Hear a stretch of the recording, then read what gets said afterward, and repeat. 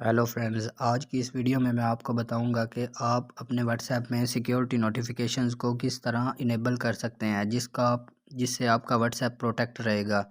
तो इसके लिए आपने अपने व्हाट्सएप में आना है। व्हाट्सएप में आने के बाद आपने टॉप 3 लाइंस के ऊपर प्रेस करना है। उसके बाद आपने सेटिंग में चले जाना है। सेटिंग में आने के बाद आपने यहाँ अकाउंट को प्रेस करना है और यहाँ पर आपको टॉप पर शो होगा सिक्योरिटी नोटिफिकेशन।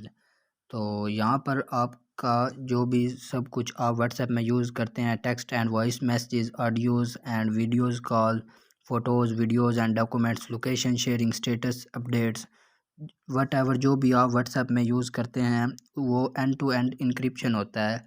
अगर कोई अदर पर्सन इसको स्नीफ करना चाहे तो इसमें ये सिक्योरिटी नोटिफिकेशन आपको बता देता है कि इसको इनेबल करने से आपका डाटा प्रोटेक्ट रहता है।